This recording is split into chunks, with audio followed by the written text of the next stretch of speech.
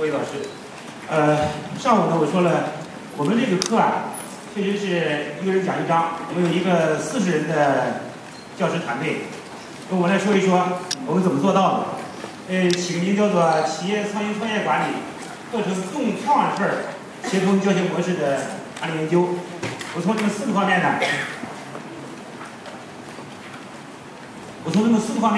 介绍一下，一个是背景，第二个我们怎么做的实践，第三个呢有一个分析，第4个是未来的一个设想这么4个方面。20分钟一定不超时。那背景呢是2个方面，一个是理论背景，一个是实际背景。理论背景呢就是2个词，一个词是协同教学模式。协同教学模式呢，正式成为一种计划性的教育形式，实际上开始于1930年杜威的研究，杜威搞了8年的一个研究。后来呢，在这个60和90年代，各兴起了一波叫协同教学。这2次热潮实际上有一个共同点，都是基于这个教学改革需要的教师共同合作进行这个教学规划实施。那么巴雷呢，他认为协同教学实际上这个定义很简单，就是一群老师在一起有目标的合作，然后以帮助一组学生学习。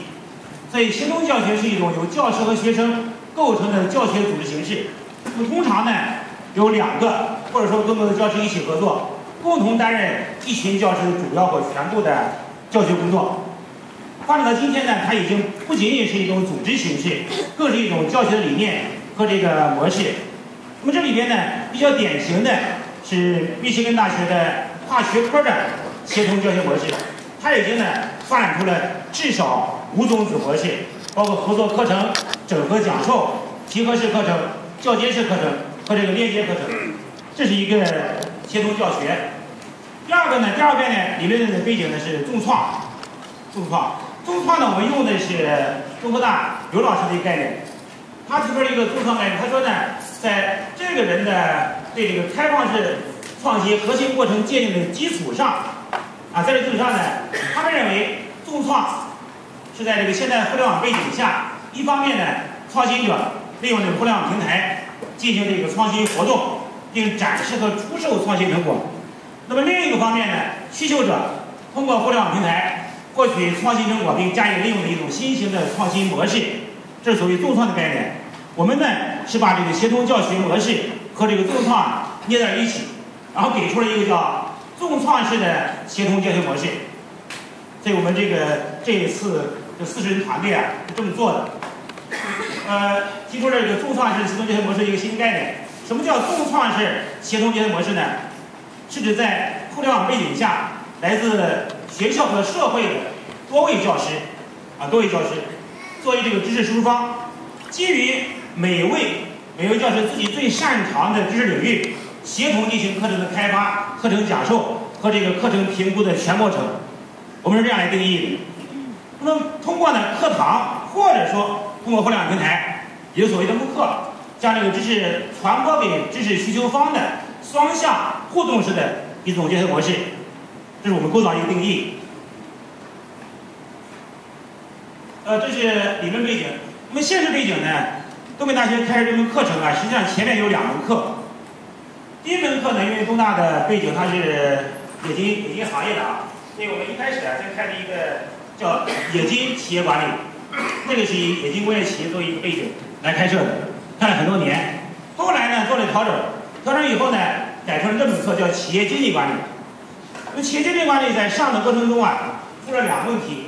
第一个问题是教师讲的时候呢，叫做各自为章我写个词叫各自为章，就是我对营销擅长，那我可能光讲营销；我对会计擅长，我光讲会计，或者讲会计相关的，其他不讲导致那个体系不成体系。所以学生呢选课的人数越来越低学生的这个质量的抱怨越来越大。然后第3个阶段，在这样的一个情况下呢，我们就开设了企业创新创业管理这门课。当时跟这个教务处说的时候呢，教务处要求这个试点，所以我们现在管理学院呢试点了3年。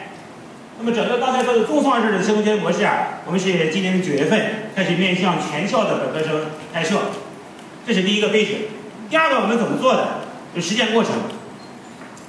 那么针对这样的一个问题就是我们课堂教学的一个特点吧，也是遵循了国家意志，围绕这个课程的核心特点。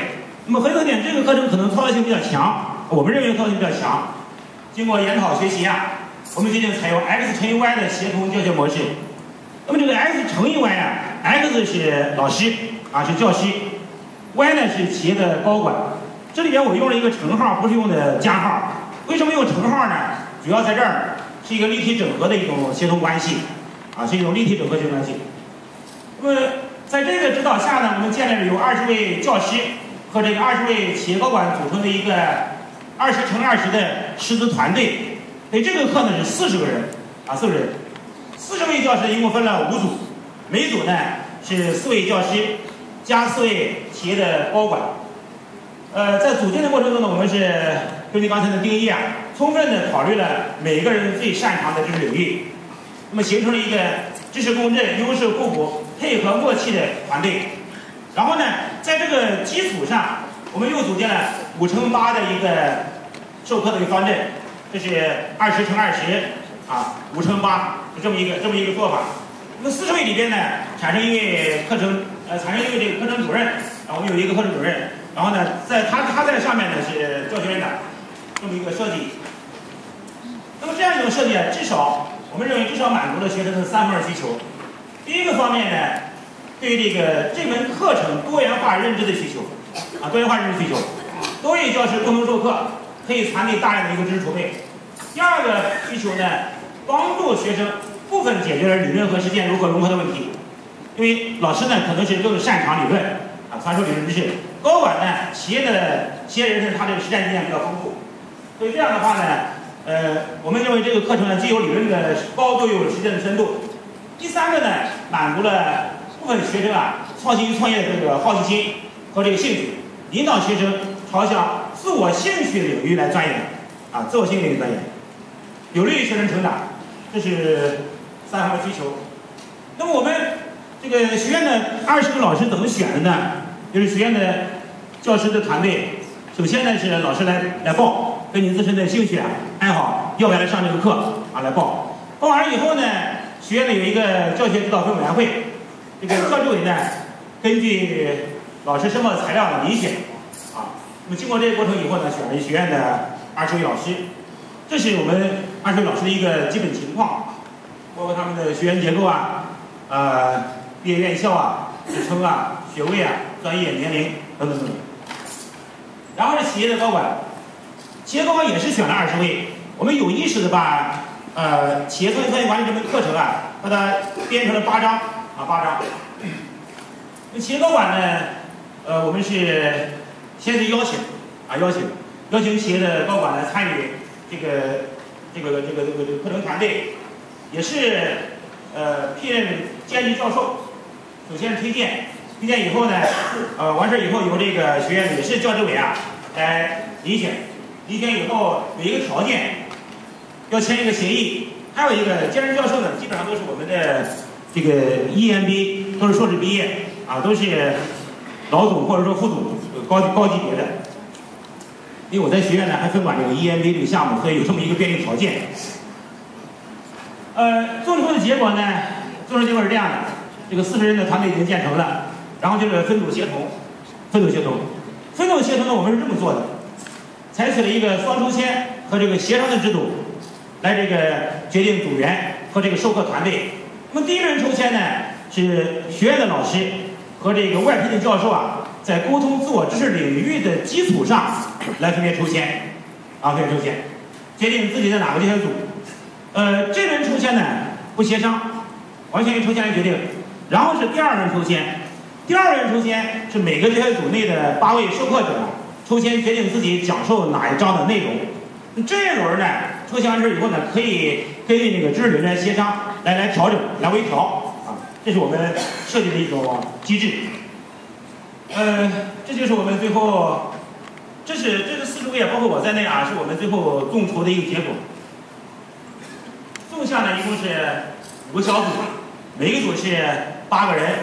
横向呢是每位老师啊讲哪一章，所以这里边呢实际上有这么几个点。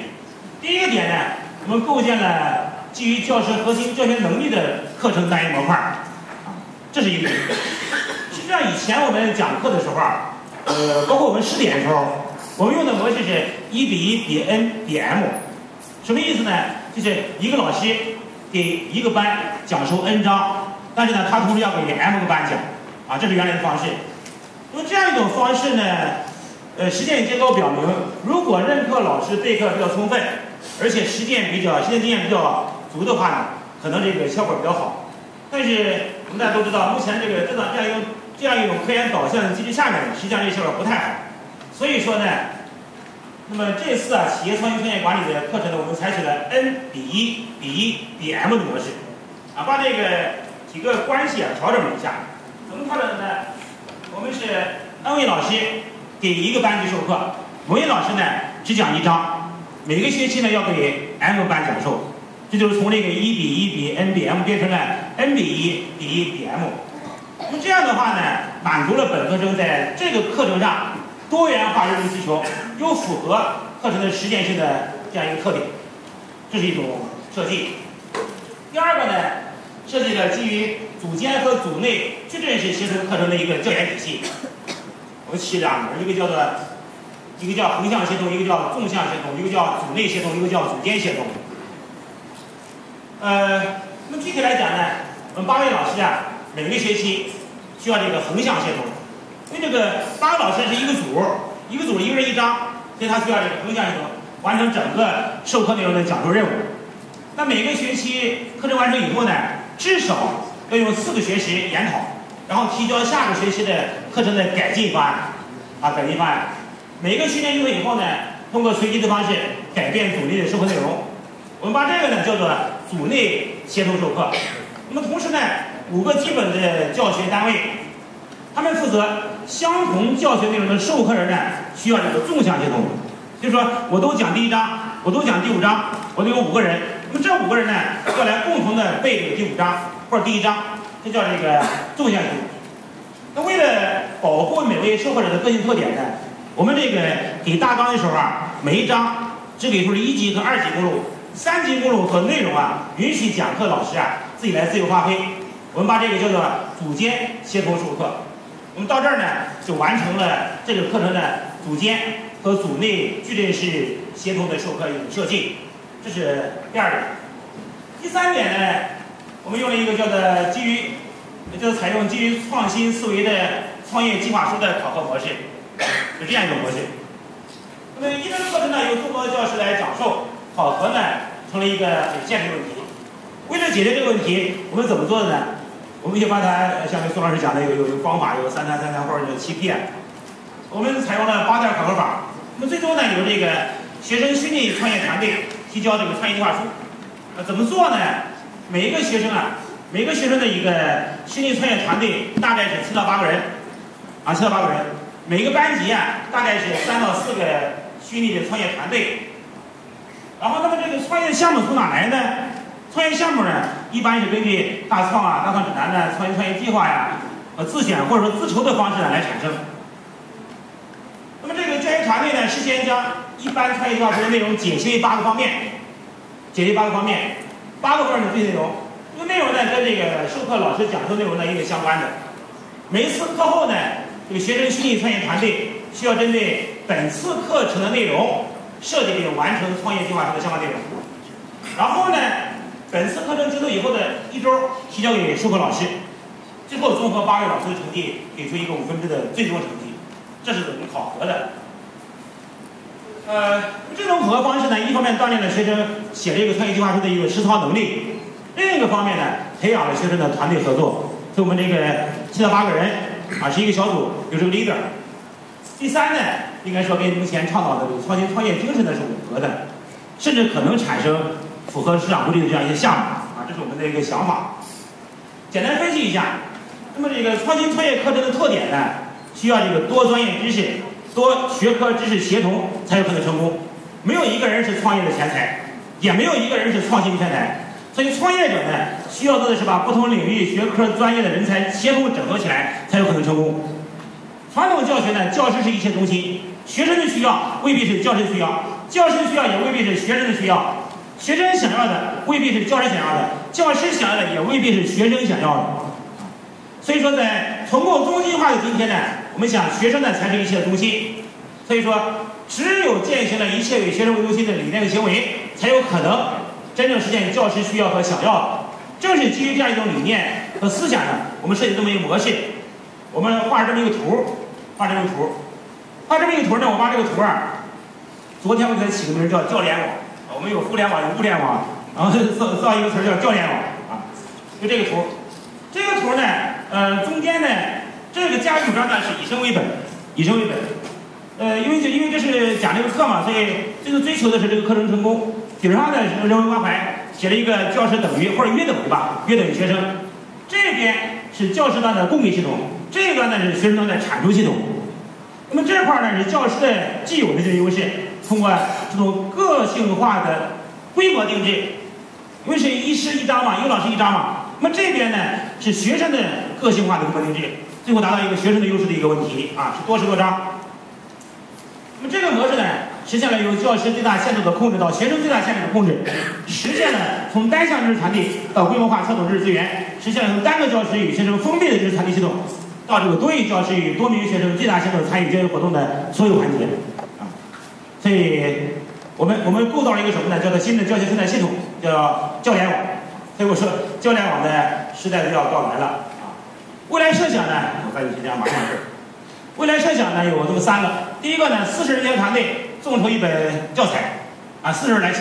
第二呢，把它变成这个互联网，变成慕课，变成平台。第3呢，有可能产生一些项目，让进行孵化。这是我们做的一个实践。我要说这么多，有点超时，谢谢各位。